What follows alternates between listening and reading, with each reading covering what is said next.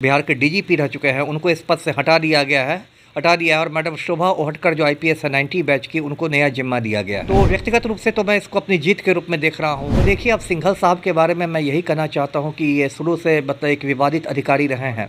मैं तो आपके चैनल से ये कहूँगा कि सिंघल साहब को पद से हटाया जाना ही काफ़ी नहीं है, कायदे से इनकी गिरफ्तारी होनी चाहिए, क्योंकि ये जो सिपाही भर्ती घोटाला हुआ है इसके तार बड़े बड़े लोगों से जुड़े हुए हैं। शोभा मैडम की जो छवि है बिहार में, वो एक साफ सुथरी पदाधिकारी की है, कड़क पदाधिकारी की रही है। बिहार में सिपाही भर्ती परीक्षा में धांधली के आरोप में बिहार के पूर्व डीजीपी एसके सिंघल पर गाज गिरी है। बिहार सरकार ने उन्हें पदमुक्त कर दिया है।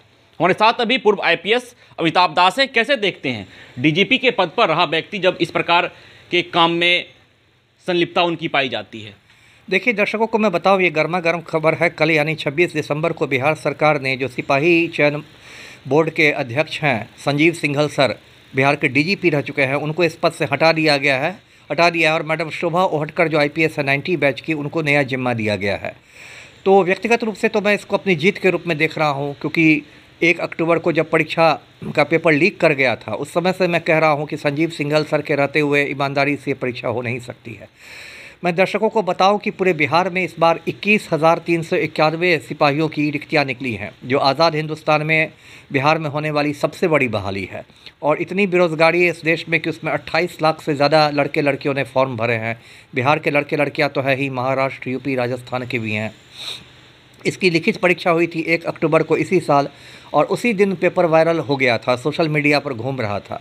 लेकिन संजीव सिंघल सर ने प्रेस कॉन्फ्रेंस करके कहा कि नहीं, सारी अफवाहें हैं, बिल्कुल हमने परफेक्ट एग्ज़ाम कराया, हमारा सिस्टम बिल्कुल परफेक्ट है, वगैरह वगैरह। फिर इतने ज़्यादा सबूत इकट्ठे हो गए रात होते होते कि अगले दिन यानी 2 अक्टूबर को पूरी परीक्षा रद्द कर देनी पड़ी। उसके बाद से पुनर्परीक्षा का लोग इंतज़ार कर रहे थे।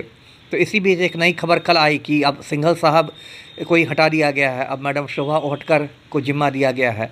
तो देखिए, अब सिंघल साहब के बारे में मैं यही कहना चाहता हूँ कि ये शुरू से मतलब एक विवादित अधिकारी रहे हैं।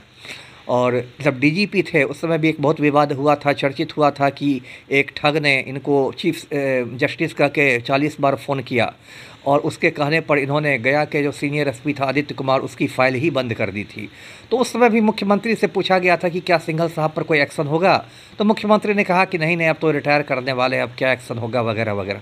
और रिटायर होने के बाद इसी साल जनवरी में सिंघल सर को सिपाही भर्ती बोर्ड का चेयरमैन बना दिया गया, और कार्यकाल ख़त्म होने के पहले ही 11 महीने में उनको चलता भी कर दिया गया है। और मैं तो आपके चैनल से ये कहूँगा कि सिंघल साहब को पद से हटाया जाना ही काफ़ी नहीं है, कायदे से इनकी गिरफ्तारी होनी चाहिए, क्योंकि ये जो सिपाही भर्ती घोटाला हुआ है इसके तार बड़े बड़े लोगों से जुड़े हुए हैं। एक बड़ा आरोप आप पूर्व डीजीपी के ऊपर लगा रहे हैं कि वो धांधली में संलिप्त रहते थे, विवादित अधिकारी रहे हैं। अब आप कह रहे हैं कि उनकी गिरफ्तारी होनी चाहिए, तो एक बड़ा आरोप है यह। जी, बड़ा आरोप है, मैं पूरी जिम्मेदारी के साथ कर रहा हूँ। देखिए, क्या हुआ है कि एक तो सिंघल साहब ने अपना आचरण इसलिए संदिग्ध बना लिया कि जब पेपर लीक हुआ था, सोशल मीडिया पर पेपर घूम रहा था, तब भी ये ताल ठोक के कह रहे थे कि कुछ हुआ ही नहीं, सब कुछ दुरुस्त है। तो इससे तो आपका आचरण संदिग्ध हो जाता है कि आप पूरी परीक्षा का जो एक दागदार परीक्षा हो गई उसका बचाव क्यों कर रहे हैं। दूसरी बात ये आ रही है कि पटना में एक होटल का मालिक है, अभी मैं उसका नाम नहीं लेना चाहता, लेकिन उसको मेन दलाल बनाकर बहुत सारे पदों की बिक्री हुई है, इसके भी आरोप लगे हैं। तो ईओयू से मैं कहूँगा, आर्थिक अपराध इकाई से, जो इस मामले की जांच कर रही है, कि इसमें छोटी छोटी मछलियों को ही नहीं पकड़े, बड़े बड़े मगरमच्छों को पकड़े। और यदि बड़े बड़े मगरमच्छों की गिरफ्तारी हुई, जैसे ऐसे केसों में राजनीतिक दबाव बहुत ज़्यादा होता है पुलिस पर, मैं ये आपको बता दूं, बहुत ज़्यादा राजनीतिक दबाव होता है, पुलिस के हाथ बन जाते हैं दबाव की वजह से। लेकिन मुझे पूरा विश्वास है कि यदि ईमानदारी से मामले की जाँच हो तो सिंघल साहब को जेल जाना चाहिए। आप शोभा ओहटकर को जो जिम्मेदारी दी गई है, उन पर भी कई तरह के आरोप लगते रहे हैं। विकास वैभव सर उन पर कई तरह के आरोप लगा चुके हैं। तो क्या लगता है जो नई जिम्मेदारी उनको मिली है, क्या उस जिम्मेदारी को निभा पाएंगी? नहीं, शोभा मैडम की तो देखिए मैं काफ़ी इज्जत करता हूँ, बहुत ईमानदार पदाधिकारी हैं। और देखिए, विकास वैभव वाला भी जो विवाद आप बोल रहे हैं ना, उसमें भ्रष्टाचार का मामला कहीं नहीं आया था। उससे विकास वैभव ने ये कहा था कि मुझे ज़्यादा डांट फटकार करती हैं, लेकिन भ्रष्टाचार वाली कहीं बात नहीं आई थी।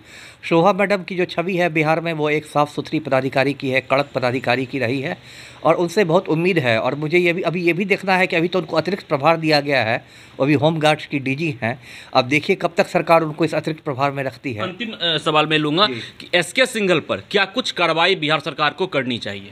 मैंने तो साफ कर दिया कि पहले तो परीक्षा रद्द हुई, वो एक मतलब ये हुआ, अब उनको पद मुक्त कर दिया गया है। अब ईमानदारी से जांच करा के, ईमानदारी शब्द पर मैं जोर दे रहा हूँ, ईमानदारी से जांच करा के उनको जेल भेजना चाहिए। जी तो देखिए, बिहार सिपाही भर्ती परीक्षा में धांधली का आरोप लगातार लग रहा था। अब बिहार के पूर्व डीजीपी एसके सिंघल के ऊपर, जो केंद्रीय चयन आयोग के अध्यक्ष भी हैं सिपाही भर्ती परीक्षा के, और उन पर गाज गिरी है, पद मुक्त कर दिया गया है। लेकिन अमिताभ दास जो पूर्व आईपीएस हैं, उन्होंने साफ तौर पे कहा है कि अब ईमानदारी से जांच करवाकर एसके सिंघल की गिरफ्तारी होनी चाहिए। Vishwajeet Anand, first Bihar, Patna. Panorama group, जो सोचता है वो करता है। ये लो, मुंह मीठा करो। आज मैंने अपना जॉब छोड़ दिया, अब हम पूर्णिया वापस जाएंगे। जॉब छोड़ दिया है? मतलब ये घर कैसे चलेगा? हम करेंगे क्या? और माँ बाबूजी क्या बोलेंगे? इसलिए मैं एक और मिठाई का डब्बा लाया। अपने बिजनेस के लिए लोन अप्रूव हो गया। अरे लोन अप्रूव हो गया वो तो ठीक है, लेकिन पूर्णिया में हम रहेंगे कहाँ? अपना घर भी तो नहीं है वहां। इसलिए तो एक और मिठाई का डब्बा अलग से लाया हूं। हमने पूर्णिया में घर ले लिया है, पूर्णिया के ई होम्स पैनोरमा में। पूर्णिया में पैनोरमा ग्रुप लेकर आए हैं ई होम्स पैनोरमा। बड़ा घर, आलीशान जिंदगी और अत्याधुनिक सुविधाओं के संग। अरे अरे, अब क्यों मुंह मीठा करवा रही हो? क्योंकि हम घर वापसी जो कर रहे हैं। घर वापसी की खुशी पूर्णिया में ई होम्स पैनोरमा के संग। E Homes Panorama, luxurious lifestyle redefined.